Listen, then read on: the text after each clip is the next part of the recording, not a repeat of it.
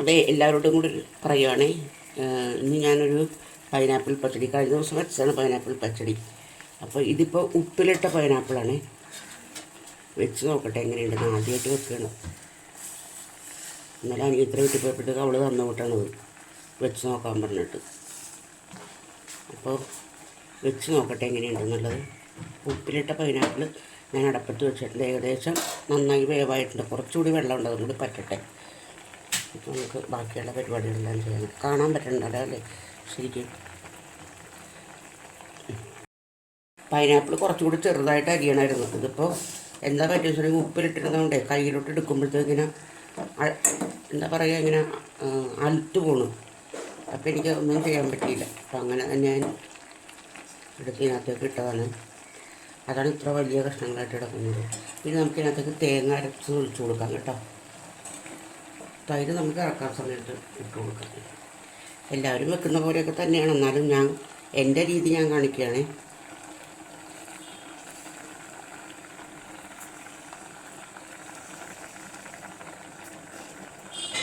എല്ലാവരൊക്കെ ഇട്ട് കൊടുത്തു. ഇനി നമുക്കേ ഇതിനകത്തേക്ക് മോര് കൊണ്ട് തന്നെ എടുക്കാം, പച്ചവെള്ളം ചേർക്കണ്ട. മിക്സ് നമുക്ക് മോര് വെച്ച് തന്നെ അങ്ങോട്ട് കഴുകിയെടുക്കാം. കടയിൽ നിന്ന് വാങ്ങിച്ച മോരാണത്, അപ്പോൾ അധികം പുളി ഉണ്ടാവില്ല. പോരാത്തിന് മിൽമയുടെ പാലാണ്, ഒട്ടും പുളി ഉണ്ടാവില്ല. ഞാൻ നോക്കട്ടെ കേട്ടോ.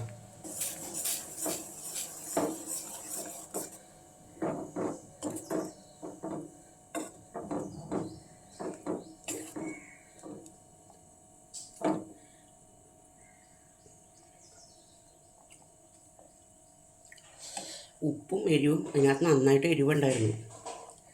അത് നന്നായിട്ടുണ്ട്.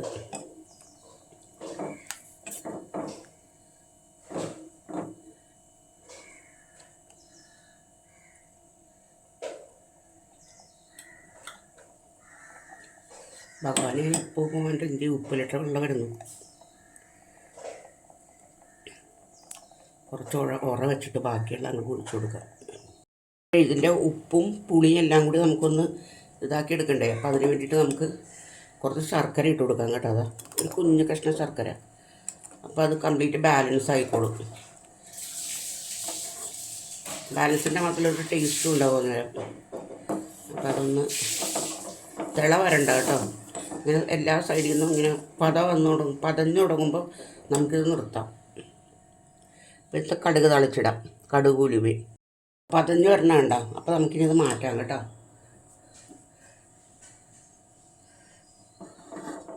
ഇങ്ങോട്ടേക്ക് ഇറക്കി വെക്കാം. നമുക്ക് കടുക് തളിച്ചിടാം.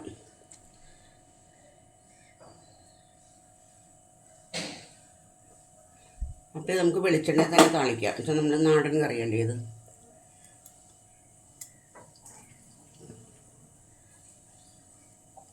അപ്പം ഞാനൊരു പാത്രം വെച്ച് കൊടുത്തിട്ടുണ്ട്.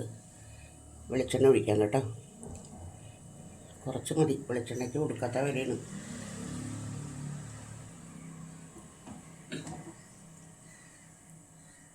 ഞാൻ എണ്ണ ചൂടാകുമ്പോൾ നമുക്ക് താളിക്കാനുള്ളത് ഇട്ട് കൊടുക്കാം. അതായത് ഉലുവയും കടുകും ചുവന്നുള്ളി വെളുത്തുള്ളി മുളക് പൊടിക്കാത്ത മുളക് തീർന്നു പോയി വിടാം. ഞാൻ മറന്നുപോയി ഇന്നലെ കടപ്പുറത്ത് പോയപ്പോഴത്തേക്ക് വാങ്ങിക്കാനായിട്ട്. സാരില്ല, കുറച്ച് ഉണക്കമുളക് ഇട്ടു. അപ്പോൾ ചതച്ച മുളക് ഇട്ട് കൊടുക്കുക. അതാ കടുക് ഇട്ടിട്ടുണ്ട്. കടുക് പൊട്ടട്ടെ.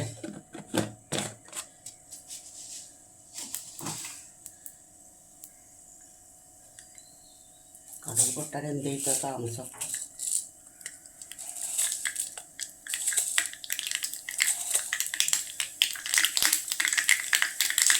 ഉലുവയും കൂടെ ഇതിൻ്റെ കൂടെ ഇട്ട് കൊടുക്കാതെ ഉലുവ പൊട്ടട്ടെ.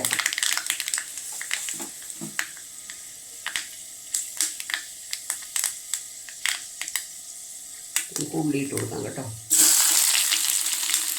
ഉള്ളിയുടെ ഒരു 1/2 ഇഞ്ച് നീളത്തിൽ ഇഞ്ചി ഇതിനകത്ത് ഇട്ടിട്ടുണ്ട് കേട്ടോ.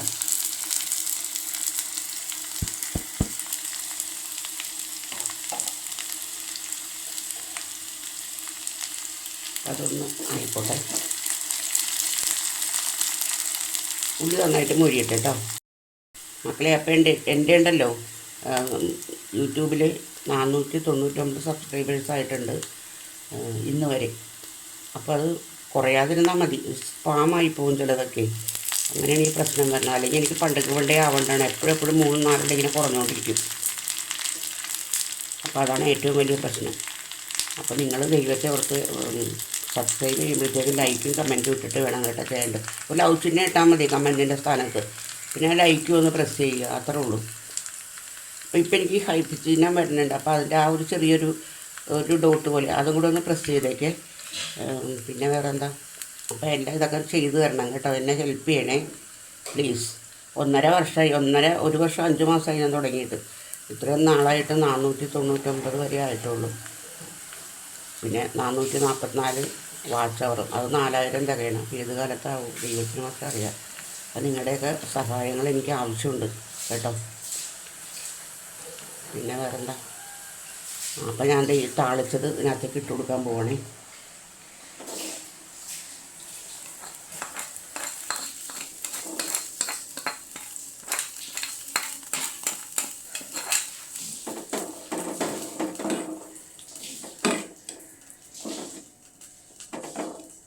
അങ്ങനെ നമ്മുടെ മോര് കറി മാമ്പഴമില്ല പൈനാപ്പിൾ പുളിശ്ശേരി റെഡി ആയിട്ടുണ്ട് കേട്ടോ. കണ്ടോ, മാമ്പഴ പുളിശ്ശേരി എപ്പോഴും വായിൽ വരുള്ളൂ. പൈനാപ്പിൾ പുളിശ്ശേരി കണ്ടല്ലോ അല്ലേ, നല്ല കറിയാണ് കേട്ടോ. വെച്ച് നോക്കണം ഇങ്ങനെ. ഇപ്പോൾ ഉപ്പിലിട്ടതുകൊണ്ട് വെച്ചപ്പോൾ ഒരു കുഴപ്പമില്ല എന്നുള്ളത് എനിക്ക് മനസ്സിലായി. നമ്മളിതേപോലെ ഇങ്ങനെ കൂടുതൽ സാധനങ്ങളൊക്കെ വരുമ്പോൾ ഇതേപോലെ വെച്ചാൽ ഉപ്പിലിടുക, എന്നിട്ട് ഇങ്ങനെ കറി വെച്ചാൽ ഏത് സമയത്തും നമ്മുടെ വീട്ടിൽ ഈ സാധനങ്ങളൊക്കെ ഉണ്ടാവും കേട്ടോ. അപ്പോൾ ഇന്ന് രാവിലത്തേക്ക് ഒരു മൈദ കൊണ്ടുള്ള അപ്പമാണേ. ഇതിനകത്തേക്ക് ഞാൻ മൈദമാവ്, ഒരു മുട്ട, ഒരു കോഴിമുട്ട, പിന്നെ ഉപ്പ്, തേങ്ങ വേണ്ട കേട്ടോ, വേണമെന്നുണ്ടെങ്കിൽ ഇടാൻ തേങ്ങ. പക്ഷെ അപ്പോൾ തേങ്ങ ഇട്ടുമ്പോൾ ഇത്ര നൈസായിട്ട് നമുക്ക് പരത്താൻ പറ്റില്ല. പിന്നെ വേറെന്താ, വേറൊന്നുമില്ല, പഞ്ചസാരയൊന്നും ഇട്ടിട്ടില്ല കേട്ടോ. അപ്പോൾ ഇന്നത്തെ ദോശ ഇതാണ്. അപ്പോൾ ഇന്നലത്തെ കുറച്ച് ഗ്രീൻ പീസ് കറി ഇരിപ്പുണ്ട്, അപ്പോൾ അതും കൂട്ടി ഇത് കഴിക്കാമെന്ന് വിചാരിച്ചു. ഇതോടുകൂടി ഇന്നത്തെ എൻ്റെ പിന്നെ ചെറിയ പണികളൊക്കെ ഉള്ളൂ എന്ന് വെച്ചിട്ടുണ്ടെങ്കിൽ കറികളൊക്കെ ഒന്ന് ചൂടാക്കണം.